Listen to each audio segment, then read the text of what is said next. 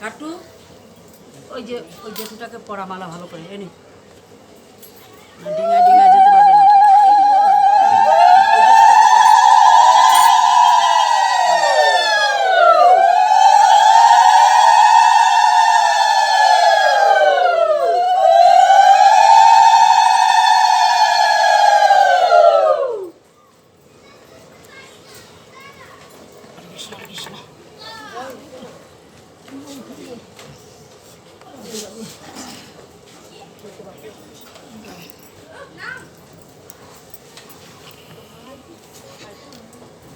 শ্রী শ্রী চৈতন্য চরিতামৃত রস ভান্ডারে চৈতন্য চরিতামৃত এই গ্রন্থে আলোচনা এবং সুন্দর ব্যাখ্যা দেওয়া আমার মতো অভিনব বক্তের সম্ভব। ভগবান বলছেন, আমি হতে আমার নাম বড়, নাম হতে আমার ভক্ত বড়, ভক্ত হতে ভক্তের চরণ ধরি আরো বড়। আমি সকল সাধুগুরু বৈষ্ণব ভক্তের চরণ ধরি প্রার্থনা করে, চরণ ধরি পাথেও করে, চরণ ধরি মাথায় নিয়ে এই গ্রন্থ আলোচনায় যাচ্ছি। যদি আলোচনার মধ্যে কোনো ভুল ত্রুটি হয়, অধম সন্তান ছোট ভাই জ্ঞানে ক্ষমা সুন্দর দৃষ্টিকে দেখবেন আর একটুখানি আশীষ দান করবেন। সকল বৈষ্ণবের কাছে আমার এই প্রার্থনা, এই বাসনা একটু আশীষ দান করবেন। আমার অন্তিম সময়ে যেন আমি মধুমাখা কৃষ্ণ নাম স্মরণে রাখতে পারি, কৃষ্ণ নাম স্মরণ করে, কৃষ্ণ নাম হৃদয়ে রেখে আমি যেন যেতে পারি। আমি ভক্ত হরিদাস নই। ভক্ত হরিদাস ভগবানের কাছে চেয়েছিলেন, মহাপ্রভুর কাছে চেয়েছিলেন, প্রভু তোমার যুগল স্মরণ আমার বক্ষে দেবে, তোমার নয়নে আমার নাম রাখবো, রসনায় শ্রীকৃষ্ণ চৈতন্য নাম উচ্চারণ করব। এভাবে আমি আমার প্রাণ ত্যাগ করবো। আমি তো ভক্ত হরিদাস হতে পারিনি, আমি ভক্ত হরিদাস নই। আমি সামান্য বিধান পল্লীর একটা সন্তান। তবে সকল বিধান পল্লীর বাসীর কাছে আমার এই ভিক্ষা, এই প্রার্থনা, হে বিধান পল্লী বাসীগণ, যদি আমি কখনো কোনো ভুল করে থাকি, অধম সন্তান ছোট ভাই জ্ঞানে ক্ষমা সুন্দর দৃষ্টিতে দেখে অধমকে একটু আশীর্বাদ দান করবেন। আমার অন্তিম সময়ে যেন আমি শ্রী ভক্ত হরিদাসের মতো না হতে পারলেও রসনায় যেন আমার কৃষ্ণ নাম থাকে। আমি যেন শ্রী গোবিন্দের শ্রীপাদ স্মরণ করতে করতে আমার দেহ থেকে আমার এই প্রাণ বিসর্জন হয়। আমায় সকলে মিলে শুধু আশীষটুকু দান করবে। শ্রী গুরু বৈষ্ণব গোসাই প্রেমানন্দে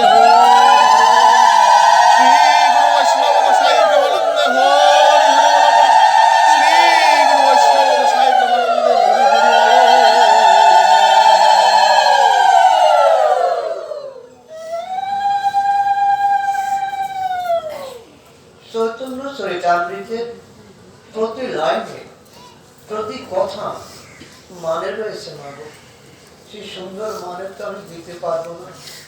আপনার এই জীবনে কৃপা করে যেটুকু আমার দান করবেন আমি তাই আপনাদেরকে দিতে পারবো, সেটুকুই গ্রহণ করবেন। আর রাজহংসকে দুধ এবং জল মিশ্রণ করে দেবেন, দেখবেন রাজহংস শুধু দুধটুকু খেয়ে নেবে, জলটুকু ভরে থাকবে। আপনারও ভক্তগণ যে মায়েরা রয়েছেন সবাই কৃপা করে মূল কথাটুকু গ্রহণ করবেন, বাকিটুকু ফেলে দিবেন।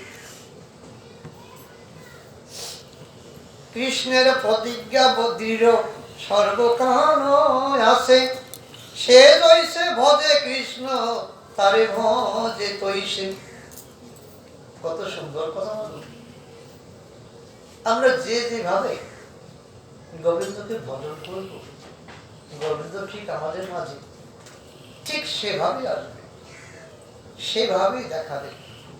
যে যেভাবে ডাকবেন, যে যেভাবে ভজন করবেন, আপনি তার কৃপা সেভাবেই লাভ করবেন।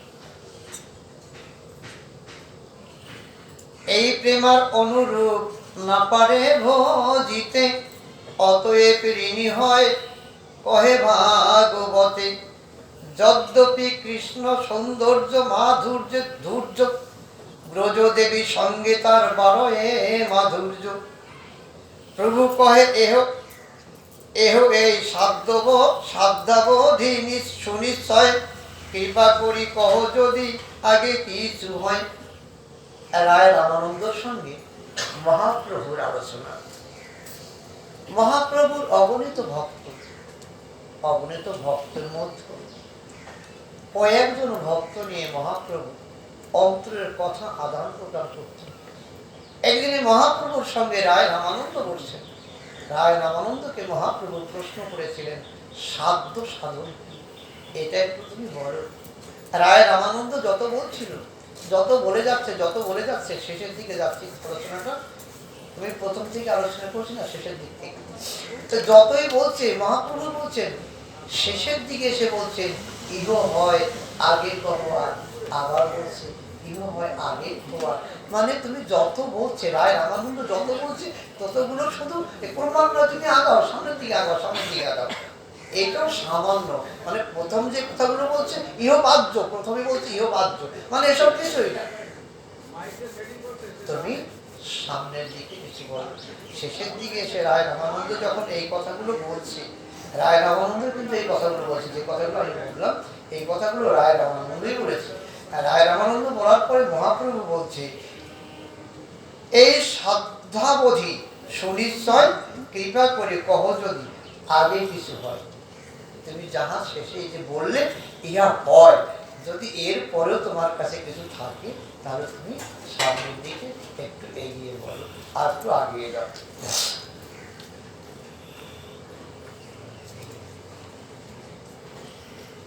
রায় কহে ইহার আগে পুছেছে পুছে হেন জনে, এতদিন নাহি জানি আসে ভুবনে।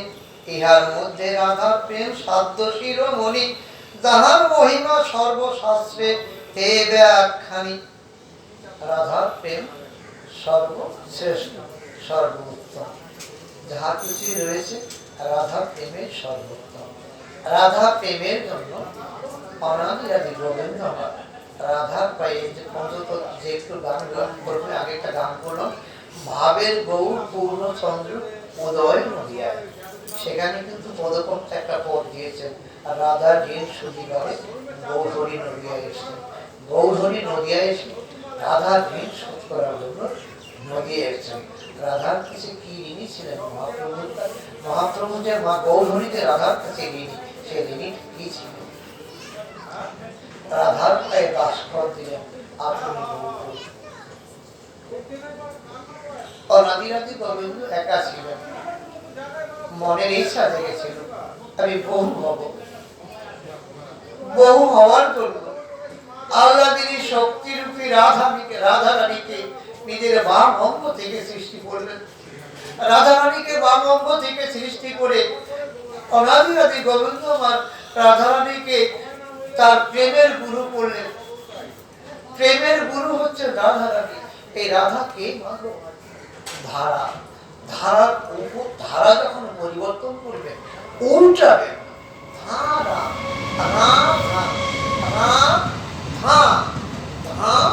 রাম, এই ধারা যখন, এই রাধা যখন উল্টাবে, তখন ধারা যখন উল্টাবে তখন হবে রাধা।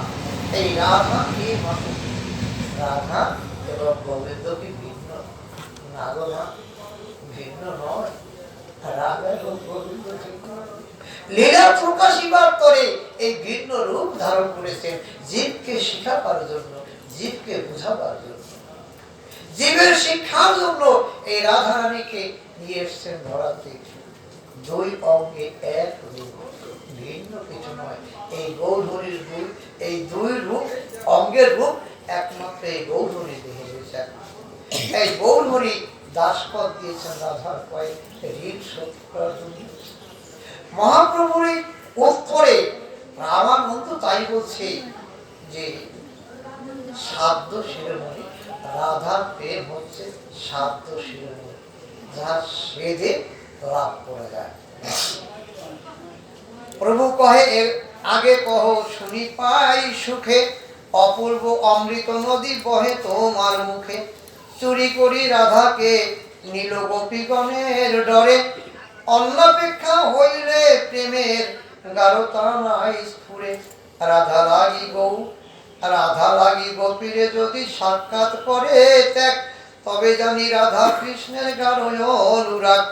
রায় কহে তাহা শুনো প্রেমের মহিমা, ত্রিজগতে নাই রাধা প্রেমের উপমা। গোপীগণের রাস নিত্য মণ্ডলী ছাড়িয়া, রাধা চাহি বনে ফিরি বিলাপ করিয়া।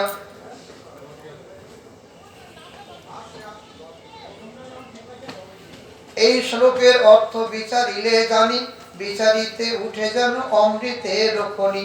শতকোটি গোপীর সঙ্গে রাস ও বিলাস, তার মধ্যে এক মূর্তি রহে রাধা পাশ।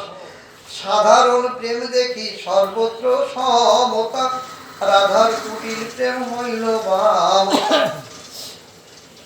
রাস অঞ্জনে রাস ক্রীড়ায় 1600 গোপিনী 1600 গোপ,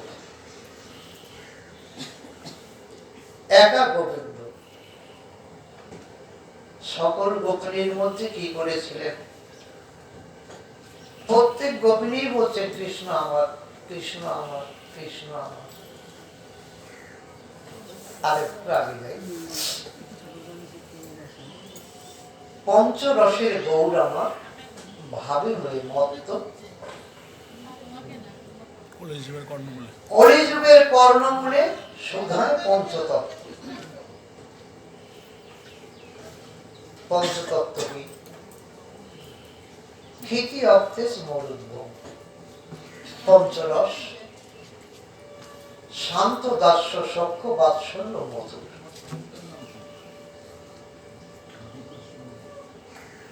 শান্ত দাস্য সখ্য বাৎসল্য মধুর। শান্ত প্রেমের অধিকারী কারা ছিলেন?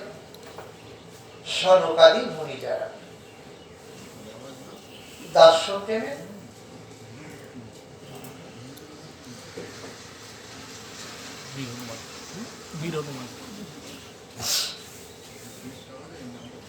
সখ্য প্রেমের সখারূপে ভালোবাসা।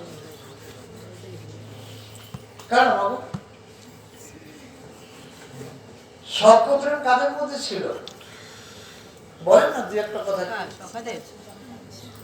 শ্রীদাম সুদাম দাম্ভ সুদাম সখারূপে ভালোবাসা। যখন এই শ্রীদাম সুদাম দাম্ভ সুদামকে নিয়ে গোবিন্দ গোচরণে গিয়েছেন, এক একজনের মনোভাব এক এক রকম হয়েছে।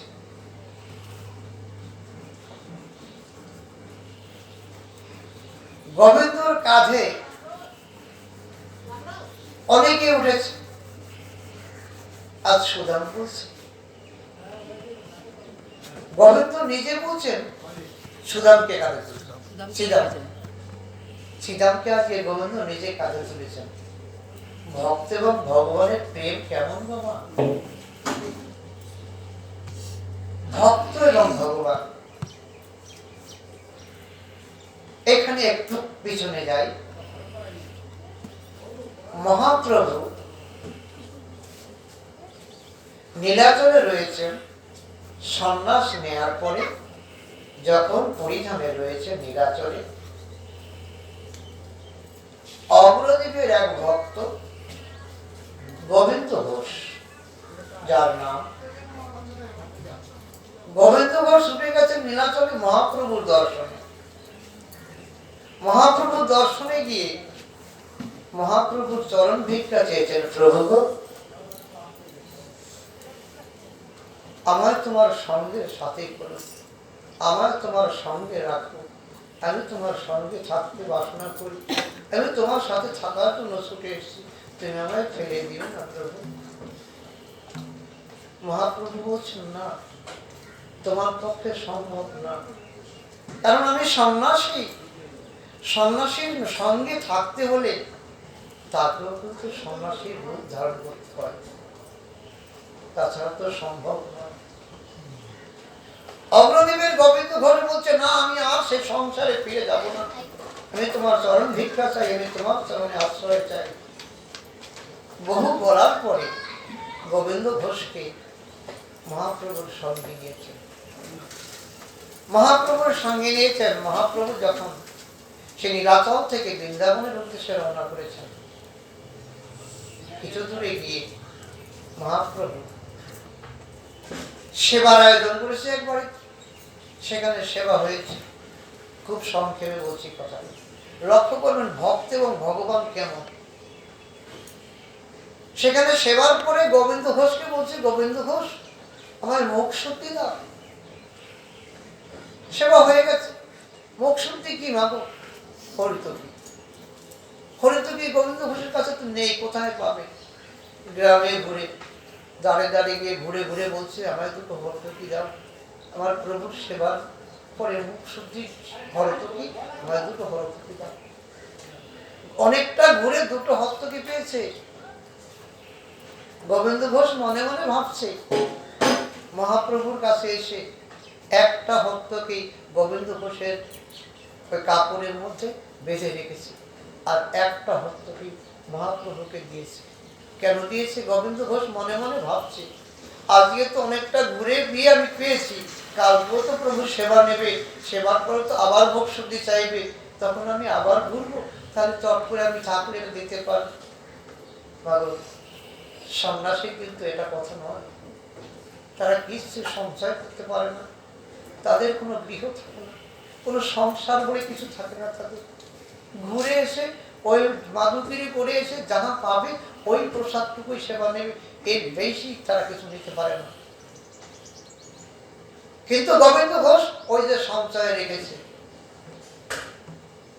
দেখবেন কেন গোবিন্দ ঘোষের অপরাধটা কতটুকু এবং অপরাধের সাজা কতটা হয়।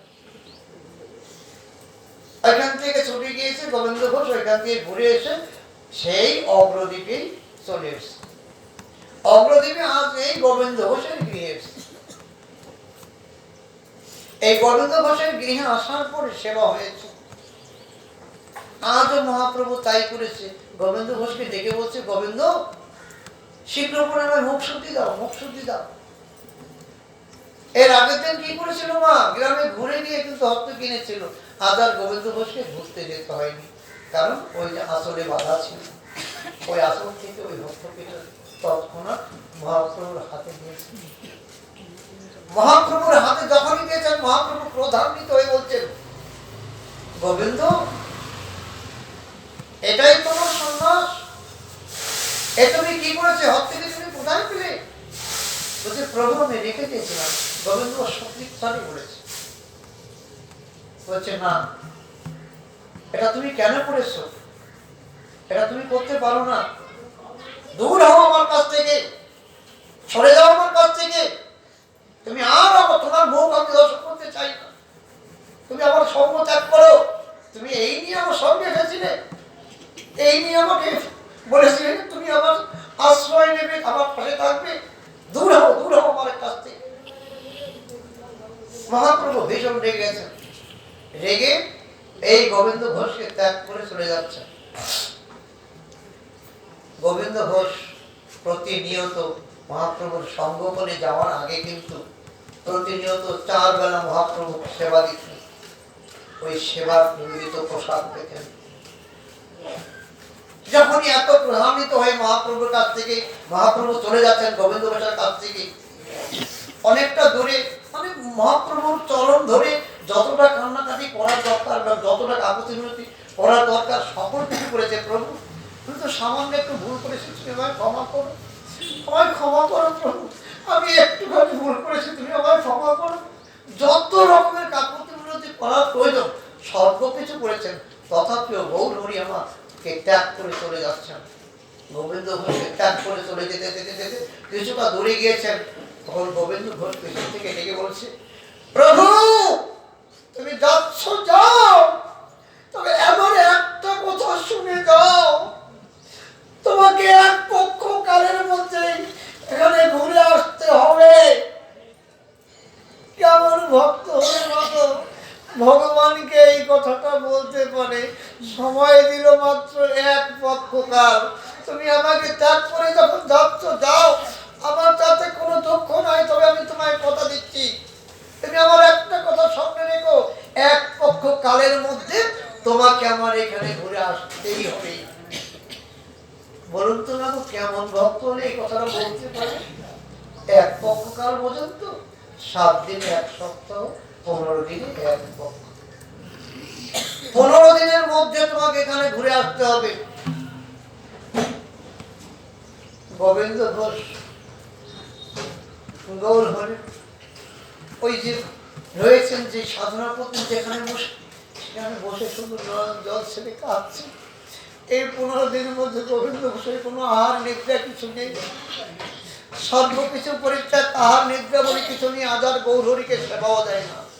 যে গোবিন্দ ঘোষ প্রতিদিন 4 বেলা সেবা দিত, আজ 1 বেলাও দেয় না। যখন এই অবস্থা চলছে, গৌরহরি তো সেবা পাচ্ছেন না, তারও কষ্ট হচ্ছে, খেতে দেয় না। তোমার ভক্ত আমার মাতা পিতা, ভক্ত আমার গুরু, ভক্ত আমার নাম রেখেছেন বাঞ্ছা কল্পতরু। ভক্ত খাওয়াইলে খায়, না খাওয়াইলে উপবাসী যায়। ভগবানের কথা আজ আর ভক্ত খাবার দেয় না, ভগবান খেতে পায় না, ভগবানও ক্ষুধায় কষ্ট পায়, ভক্ত ভগবানের জন্য কেঁদে বেড়ায়। ঠিক তাই এক পক্ষ কালের একদিন আগে এসে বলছে, গোবিন্দ গোবিন্দ রে ওঠ, আমায় খেতে দিবি না, আমায় খেতে দিবি না, আমার তো খুব ক্ষুধা পেয়েছে গোবিন্দ, আমায় খেতে দিবি না। গোবিন্দ ঘোষ অনেক কথা মাগো, অনেক কথা, বাড়াবো না। গোবিন্দ ঘোষ একখানা পাথর দিয়েছিলেন ওই মহাপ্রভু। ওই যে 15 দিনের মধ্যে এই কথাগুলো এগুলো হয়েছিল, সেই পাথরের টুকরোটা ফেলে দিয়েছিল গোবিন্দ ঘোষ। কে পাঠিয়েছে বুঝতে পারেন। মহাপ্রভু যখন এসছেন, ওই যে 15 দিনের মধ্যে এসে বন্দিকা করেছেন, সেই বন্দিকা সেই পাথর পুড়িয়ে এনেছে, পাথরের মূর্তি ঘুরেছে, সেইখানে সেই মন্দির এখনো রয়েছে। আপনারা যদি কেউ যান দেখতে পাবেন, সেই পাথরের কালো মূর্তি রয়েছে। সেই মন্দিরের সেইখানে মন্দিরের যে নামটা রেখেছেন মহাপ্রভু, সেই নাম দিয়েছেন গোবিন্দ মন্দির। গোবিন্দ মন্দিরে বসে এই গোবিন্দ ঘোষকে আবার বলেছিলেন, তুমি এখন বিয়ে করো।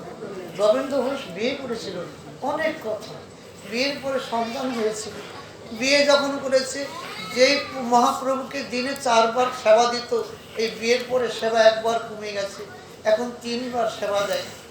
যখন আর সন্তান হয়েছে, সন্তান হওয়ার পরে এখন 2 বেলা সেবা দেয়, আরো 1 বার কমে গেছে। মহাপ্রভু মনে মনে ভাবছে, বলছে, হ্যাঁ, তোমার যে ভক্তির জায়গাটা তুমি ছড়িয়ে ফেলেছ, এটা আমাকে কেড়ে নিতে হবে, এটা কেড়ে নিতে হবে। প্রথমে নিল সন্তানকে। সন্তান যখন মন্দিরে পূজা দিয়ে প্রণাম করেছে, সেখানে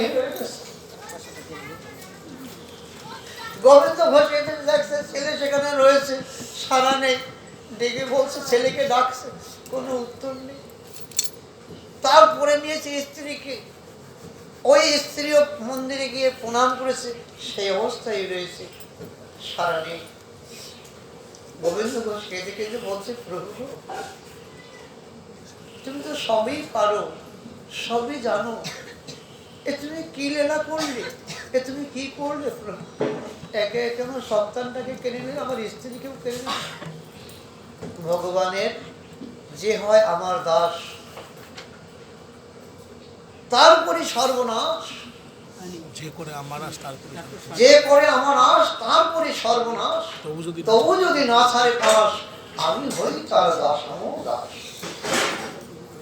আমি একটু বলি, তুমি বলেছো সর্বনাশ, না সর্বনাশ।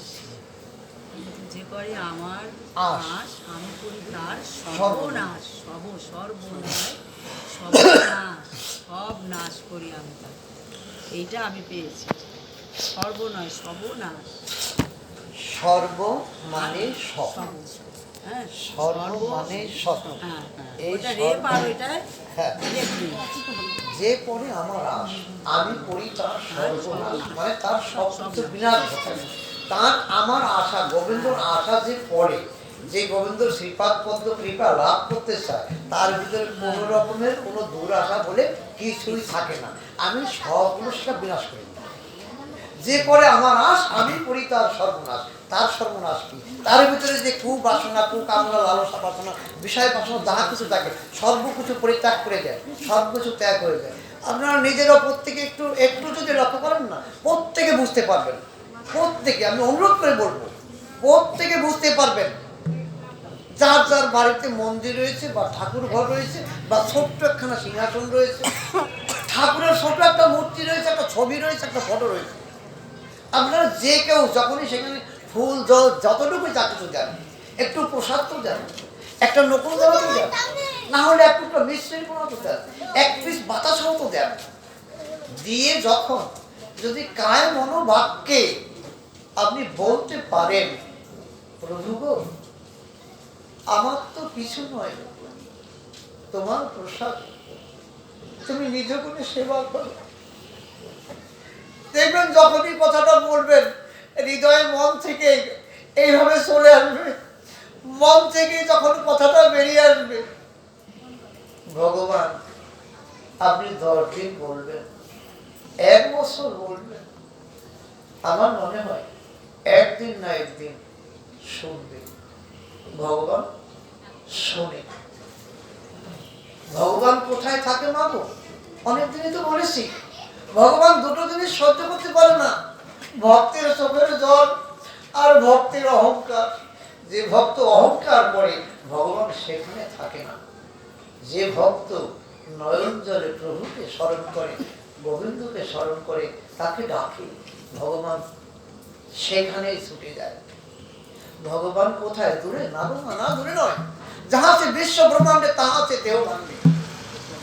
ভগবান আপনার আমার প্রত্যেকের মধ্যে, আমার একার মধ্যে নয়, প্রত্যেকের মধ্যে, প্রতিটা জীবের মধ্যে ভগবান বিরাজ করে। প্রতিটা জীবের মধ্যে ভগবান যেটুকু করায়, যেটুকু বলে, এই যে যা কিছু বললাম বা যা কিছু বলি, এটা কি আমি বলতে পারি? আমি কি আপনাদের আমার বাবা মার আদর যত্ন করে নাম রাখা, নাম মনি, কিন্তু ভিতরে কি? সনাতন গোস্বামী মহাপ্রভুর কাছে এই একটা প্রশ্নই করেছিলেন, প্রভু মম জানতে বাসনা, আমি কি? এই কথাটা শুধু জানার জন্য, আর কিচ্ছু না। সনাতন গোস্বামী কিন্তু বৃহৎ প্রচুর ধন সম্পদের মালিক, রাজসাজার জায়গায় রয়েছিলেন সনাতন গোস্বামী। সর্বকিছু পরিত্যাগ করে মহাপ্রভুর কথা যখনই শুনেছেন, ছুটে গিয়ে মহাপ্রভুর চরণে লুটিয়ে পড়ে বলছে, প্রভু বলো আমি কে? আমাদের তো মনে কত প্রশ্ন জাগে, কত কিছু আমরা ভাবি, কত কিছু আমরা বলি। ভগবান কি করবে, ভগবানের কি আছে, ভগবান দেখে না, ভগবান শোনে না, কে বলেছে মাগো? সম্পূর্ণ মিথ্যা কথা, সম্পূর্ণ ভাওতা কথা।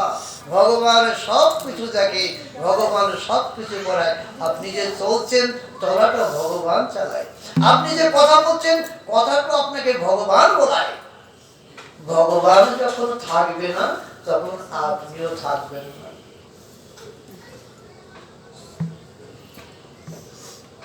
আমি যেদিন চলে যাব, এদেশে থাকবো না, বারণ করি আমার লাগে কেউ কান্দিও। আমি যেদিন চলে যাব, শুধু আমার খাঁচাটা পড়ে থাকবে, এই রক্ত মাংসে হাড্ডি রুটি পড়ে থাকবে। আমি যে সে চলে যাবে, পড়ে থাকবে আমার খাঁচাটা। এই খাঁচাটা নিয়েই স্ত্রী কান্না করবে, ছেলে বলবে বাবা নেই, স্ত্রী বলবে আমার স্বামী নেই, মা বলবে আমার ছেলে নেই। কিন্তু না, আমি নেই। ভগবানের যদি আপনারা যেটুকু বলতেছিলাম, যেটা এইভাবে যদি কেউ করেন, তাহলে নিজেই বুঝতে পারবেন যে ভগবানের বলতে ভগবানের যে একটা শক্তি এবং ভগবান যে আছে তা বুঝতে পারবে। আমরা অনেক সময় কি করি, বিপদের সম্মুখীন হলে তখনই ভগবানকে ডাকি, আর কখনই ভগবানকে ডাকি না, স্মরণ করি না। আর বিপদের সম্মুখীন হয়ে ভগবানকে ডাকি তখন, আর সেই ডাকার মধ্য দিয়ে যদি আমার স্বার্থটা চরিতার্থ না হয়, আমার আশাটা পূর্ণ না হয়, তখনই ভগবানকে দোষারোপ করি, ও ভগবানের বিচার নেই, ওরে কি সে করলো না, আমার যত বিপদ না। বাবা, ভগবানের সূক্ষ্ম সঠিক এক চুলো ভুল না, ভগবানকে এই দোষারোপ করবেন না। নিজে আগে ঠিক হন, নিজে বোঝেন, নিজে জানতে চেষ্টা করুন, তাহলে দেখবেন সব ভগবান। আপনারা চলার পথে বলার পথে কৃষ্ণ নাম করতে করতে চলবেন, প্রমাণটা নিজেরাই পেয়ে যাবেন। আমাকে শিখিয়ে দিতে হবে না, আমাকে বলতে হবে না, নিজেরাই বুঝতে পারবেন, নিজেরাই জানতে পারবেন যে ভগবান বলে কিছু আছে এবং ভগবানের চিন্তা আছে। রাখি বাবা।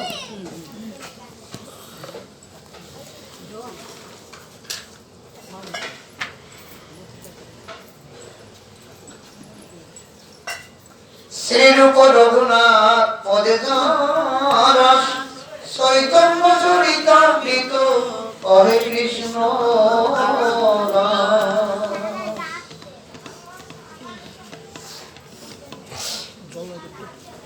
বারম শ্রী শ্রী চৈতন্য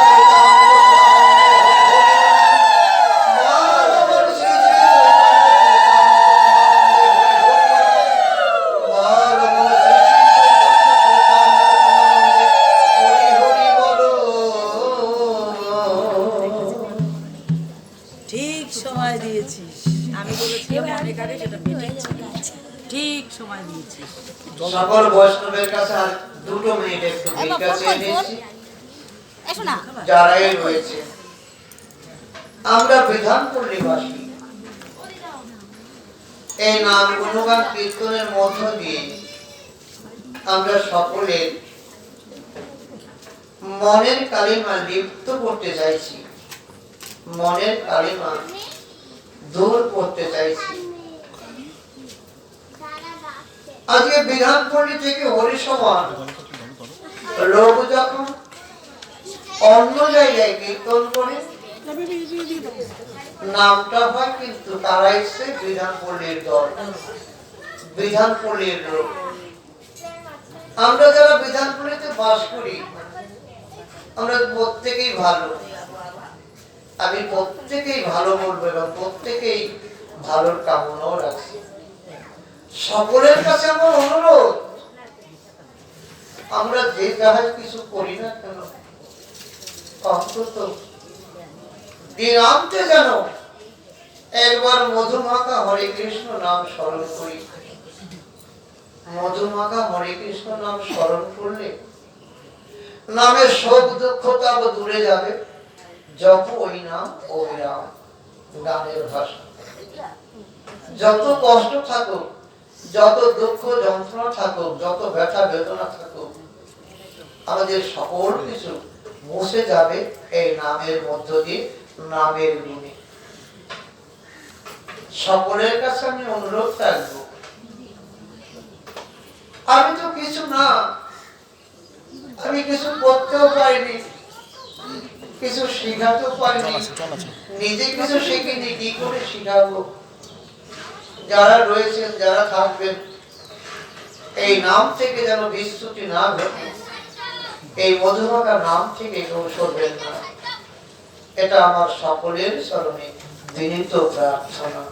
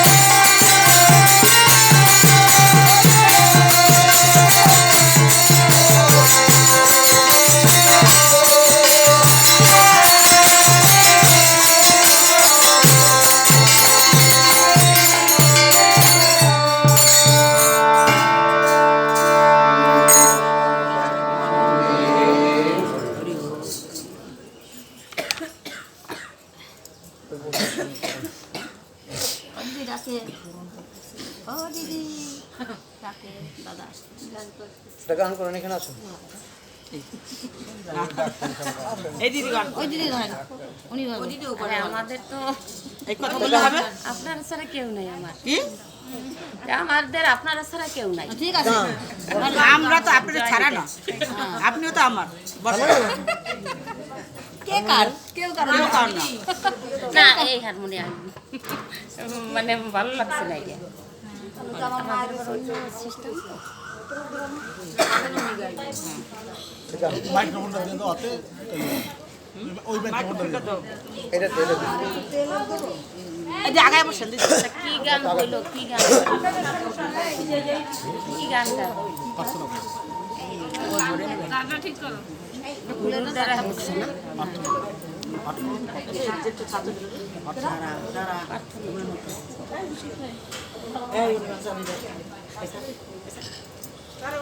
জয় তাই গৌর হরিব